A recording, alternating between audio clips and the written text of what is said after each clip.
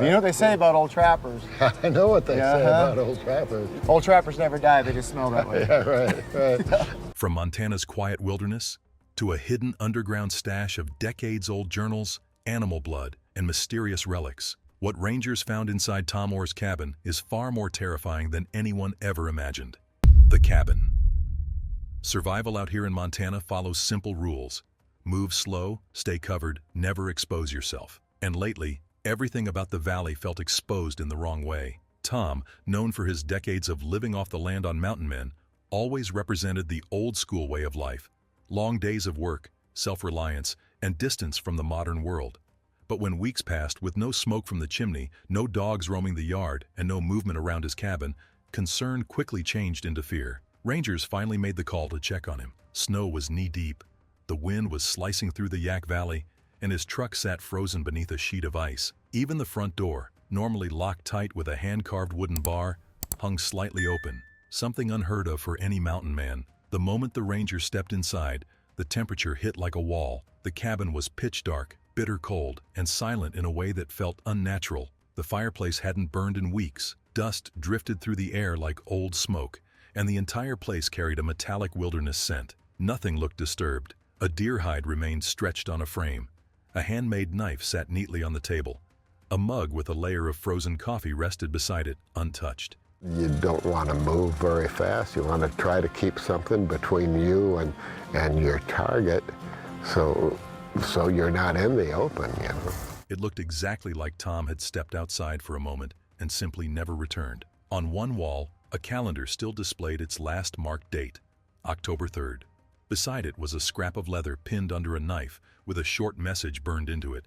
Keep the fire alive. And underneath all that stillness, a faint humming could be heard through the floorboards, soft, rhythmic, and completely unexplainable. The search continued through the cabin, the attic crawl space, the trapping gear, and the supply shed, but there were no footprints leading away from the home, no signs of a struggle, nothing out of place, except the atmosphere itself, which felt heavier with every passing minute. A local ranger who had known Tom for years quietly noted that the whole scene felt as if he had simply vanished into thin air. The hidden hatch. Then, near the wood stove, the team spotted something unusual. A faint outline beneath the main rug. It was a wooden hatch, one not listed in any of Tom's known cabin designs. When they pried it open, a rush of stale, freezing air spilled out, carrying the smell of damp earth and pine resin. A narrow staircase led downward into darkness. Flashlights revealed old beams, wooden planks, and boxes wrapped in animal hide and sealed with wax. The faded markings on those boxes dated back decades. Before the team could decide whether to move further, the cabin lights flickered.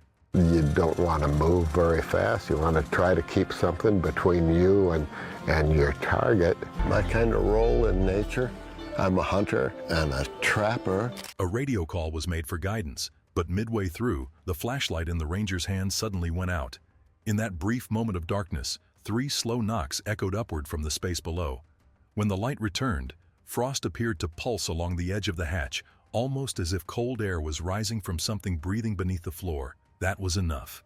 The hatch was closed immediately, the team backed away, and the cabin was sealed for the night. The questions left behind were unsettling. What exactly was hidden under Tom's home, and was it ever meant to be found? By morning, orders were clear. A smaller team was sent back to fully document whatever lay beneath that hatch. The storm overnight had covered everything in a heavy, eerie silence. Each breath stung in the freezing air, and when the team stepped back inside the cabin, it felt darker than before. The same faint humming was still there, only now it pulsed through the floor in a slow rhythm, almost like a heartbeat. Inside the hidden room, with the cameras running, the team lifted the hatch again. A sharp, icy gust poured out, carrying the scent of damp pine mixed with burnt oil. The staircase groaned with every step as they moved downward, their boots sinking slightly into the packed earth floor below. What came into view had the entire group shocked. Dozens of leather-bound journals were stacked neatly in wooden crates, each sealed tightly with rope and wax. The earliest one was dated 1972, long before Tom ever appeared on Mountain Men. Every journal was marked with the same carved symbol, a circle split cleanly by a single line down the center. When the first book was opened, the pages were covered in tiny, precise handwriting, unmistakably Tom's. At first, everything looked normal. Notes about trapping seasons, weather patterns, and handmade maps of hunting trails. But deeper into the pages, the tone changed. One entry described a strange light appearing in the night, strong enough to frighten the dogs into hiding. Another mentioned a humming sound moving through the trees.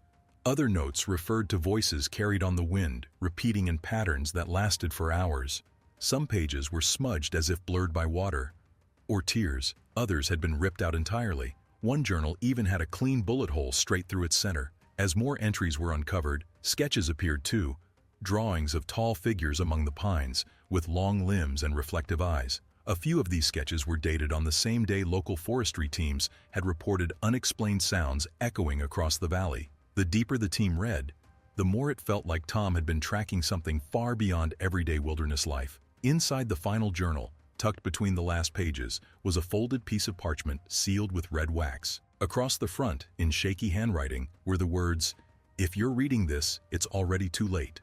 Right then, the generator powering their lights began to cough and sputter. The cabin above groaned, as though something heavy had shifted its weight. One member of the team pushed to leave immediately, while another raised his camera to capture the scene. But before anyone could move further, every light in the room cut out at the same moment. In the pitch-black silence that followed, the sound returned, 3 slow knocks rising through the earth. Only this time, they were closer, much closer. Experts, step in. When the team returned with backup, the entire cabin felt even more heavy, as if the walls had soaked up whatever was hiding beneath the floor. But this time, they didn't come alone. Forensic specialists, environmental scientists, and even a historian familiar with old local folklore stepped inside, each handling the journals with gloved hands, treating the pages like they were one breath away from falling apart. The air carried that same faint mix of pine and metal. The only sound was the slow, steady turning of paper. At first, everything seemed normal.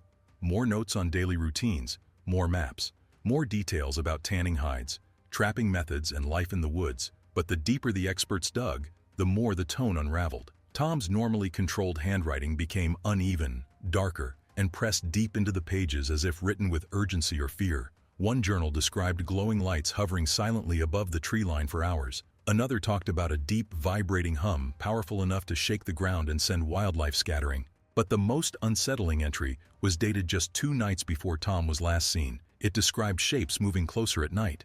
Shapes that didn't move like men. The light outside wasn't firelight. It was something alive, something that seemed to breathe. Beside that entry was a drawing of 3 tall figures behind his cabin, their faces hidden in shadows and circles carved into their chests. Even the most seasoned investigators felt a chill reading it. Some of the pages carried reddish-brown stains. Tests later confirmed the marks were animal blood, although no one could explain why Tom would smear it across his own journals. The photograph. Inside the final journal was a small section sealed with candle wax. Once it was carefully opened, a photograph slipped out, a blurry nighttime shot of the forest with a glowing orb hovering above the trees. The timestamp said it was taken 3 weeks before Tom's disappearance. Experts tried to analyze the image, but the negatives were nowhere to be found. The sheriff's department locked everything away for examination. But that didn't last long. Within a few days, unmarked vehicles rolled into the valley. Men in dark uniforms loaded sealed boxes into their trucks without answering a single question. And soon after, the hatch under Tom's cabin was filled with concrete, sealed off forever. Officials claimed it was for safety, but nobody in the valley believed that explanation. Locals started whispering that Tom had discovered something ancient, buried deep in the mountains, something that was never supposed to be brought back to the surface. And if the journals were warnings, whatever he uncovered might have already set things in motion. Strange reports begin. Not long after the investigation started, unusual reports began pouring in from people living near Tom Orr's property. People who had known Tom for most of their lives started saying the woods around his cabin didn't feel normal anymore. The air felt heavier, like something was hanging over the place. Animals disappeared almost overnight. Deer stopped coming to their usual spots, and even the wolves, the ones that never feared anything, avoided the whole area completely. One of the neighbors, an old trapper named Bill, said he kept hearing a strange sound around midnight. It was long, low, and nothing like a normal animal call. The noise had this weird metal-like edge to it, almost as if something was scraping from the inside. And every night, it came from the direction of Tom's cabin. Another man, a hunter, walked near the property, and his gear started acting strange. His flashlight kept shutting off. His compass spun around like it was confused. And he said he saw pale blue lights drifting between the trees, floating just above the ground. When he tried to snap a picture, His phone died instantly. That was when people in the valley began whispering that something was wrong with that land. Some said the place was cursed. Others believed something even darker, that Tom had been keeping something hidden under his cabin, and now that he was gone, whatever was down there was finally moving again. Park rangers soon started getting calls from hikers. They reported hearing deep, rough screams echoing across the valley at night. A few said it felt like someone was following them on the trail, but every time they turned around, the path was empty. Some found strange marks carved into the trees, circles with a single line through the middle, the same symbol from Tom's journals. Officials kept telling people it was just animals or bad weather, but even the sheriff quietly admitted his own team refused to go back there after hearing something they couldn't explain during a night patrol. Things kept getting stranger. Drones sent to search the woods dropped out of the sky, one after another, losing signal over the same exact spot, Tom's cabin. Even people who visited the area during daylight said the air felt charged, almost like standing next to a live wire. Bill said it best. The land felt like it was breathing now, like it had woken up. Whatever Tom found under that cabin, it wasn't sleeping anymore. And just when the valley was starting to panic, a wave of unfamiliar vehicles rolled into the area. Black SUVs, unmarked trucks. They moved in before sunrise, blocking off the road and surrounding the property. By morning, federal agents had taken over the entire place. They told everyone they were there for environmental safety. But no one bought it. Some men in full protective suits went straight into the cabin. Others carried strange equipment deep into the trees. Drones buzzed overhead, circling again and again. Anyone who tried to film was stopped immediately, and cameras were taken away. Later that day, the sheriff's office got an order from higher-ups. End the investigation. Hand over everything.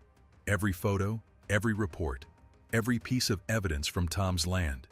Even the concrete they poured over the underground hatch was done under federal watch. People in town started talking. Some thought the government found something dangerous underground, something radioactive. Others said it looked more like they were dealing with something biological.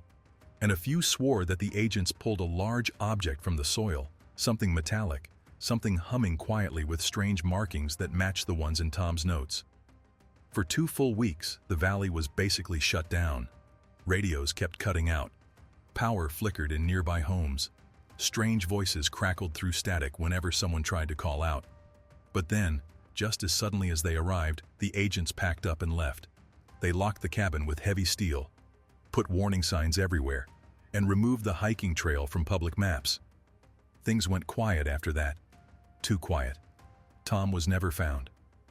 The official report ended with 4 words: environmental anomaly, case closed. But the people who knew him never believed that. They were sure Tom had been documenting something real, and whatever it was, the truth was now buried deeper than ever. In the weeks after Tom vanished, word started spreading far beyond Montana. People who watched him on Mountain Men heard the news, and so did old friends who'd shared campfires and long winters with him. Nobody close to him bought the official explanation. They all said the same thing. Tom wasn't the kind of man who just wandered off. People who knew him well described him as calm, steady, and deeply in tune with the land. He didn't panic. He didn't make mistakes. If he filled pages with warnings and strange notes, he had a reason. That was why his disappearance didn't sit right with anyone. Crew members from the show talked quietly among themselves too. Some remembered that, near the end of filming, Tom seemed different, more withdrawn, more focused on the tree line, like he was hearing something nobody else could. One cameraman later admitted that Tom once showed him a strange metal piece he dug up while working on a new root cellar. It was smooth, cold, and gave off a soft humming sound when touched. The footage they filmed that day never made it into the episode, and the memory cards were said to be lost. The timing felt off. Too many details didn't add up. And with the federal silence around the whole thing, people online started forming theories of their own. Some said Tom had found a piece of something that fell from the sky long ago. Some believed he stumbled onto an old government project from decades back. A few went even further, suggesting he crossed paths with something not meant for people at all, something the mountains kept hidden until now. Whatever version they believed, everyone agreed on one thing: Tom didn't run. He walked towards something he had been sensing for a long time. And in those last days, it didn't look like he was scared. It looked like he finally understood what he had been tracking. Months later, when the winter snow finally began to melt, a group of people who knew Tom best decided they weren't waiting for answers anymore. They were former rangers, old friends, and people who had hiked those woods with him for years. They slipped into the valley quietly, ignoring the warning signs nailed to trees. They brought dogs, drones, and metal detectors, anything that might help them find a trace. The cabin still stood the way the government left it, cold and sealed tight. Frost crawled up the logs. Nothing had been touched. But not even 10 minutes passed before one of the tracking dogs started barking non-stop near the edge of the property. Half buried under snow, the search team found a faint set of tracks leading away from the cabin. They were old, crusted over from freezing nights, but the shape was familiar. They looked like Tom's handmade boots. They followed the trail for miles through twisting pines and icy ravines until it led them to a frozen river. The tracks ended there, but something else stood waiting. Beside the riverbank was a tall pine tree with a carving etched deep into the bark. It read, "The Wild Remembers." Under the carving hung a small leather pouch tied with sinew, the kind Tom always used. Inside were strange items: a stone blade, a strip of hide covered with those repeating symbols from his journals, and a thin shard of metal that buzzed faintly in the palm. When sunlight hit the shard, it gave off a soft blue pulse before going silent again. The team's leader slipped it into his pocket, planning to test it later. But before they even made it back to the trail, every satellite phone in the group died at the same exact moment. The search team didn't make it far before something strange rolled through the valley. A deep, low sound moved across the frozen river, slow and steady, almost like the ground itself was beating in a rhythm. It wasn't wind, and it wasn't any animal they knew. It felt heavier than noise, like it pressed against their chests. The dogs froze first. They wouldn't budge, just whined and clawed at the snow like they wanted to get as far away as possible. The temperature dipped suddenly, the sky dimmed, and one of the men said he noticed a tall shape standing across the river. It didn't move, it just watched. But when he blinked, the shape was gone. That was all it took. The group grabbed what they could and rushed out of the valley, leaving behind their tools, their gear, everything except the metal shard they'd found, and the sound that was now burned into their memories. That night, the man who had pocketed the shard called the others in a shaken voice. The strange piece had started to hum again. A faint glow had spread across its surface, pulsing like something was waking up. Before he could finish explaining, the call cut off sharply. When the others reached his cabin the next morning, the door stood wide open. A mug of coffee sat beside his chair, still warm, but he was gone. The only thing left was the shard, lying on the table as cold and quiet as any ordinary scrap of metal. Officials arrived fast, collected it, and the whole situation vanished into restricted files. After that, nobody tried entering Tom's land again. But people in the valley still talked. On winter nights, when the river froze solid and the wind barely moved the trees, some swore they could hear that same slow heartbeat echoing across the ice. Others mentioned a low whisper drifting through the branches, a reminder from the woods themselves. Some people believed Tom was still alive somewhere in that wilderness, keeping watch over something he never wanted the world to disturb. Others said he had become part of the land itself, another spirit tied to those mountains. What everyone agreed on was simple: whatever Tom found changed everything. Whether it was something ancient buried deep under the mountains, something unexplainable, or something waiting to be uncovered, Tom's story left a mark that couldn't be erased.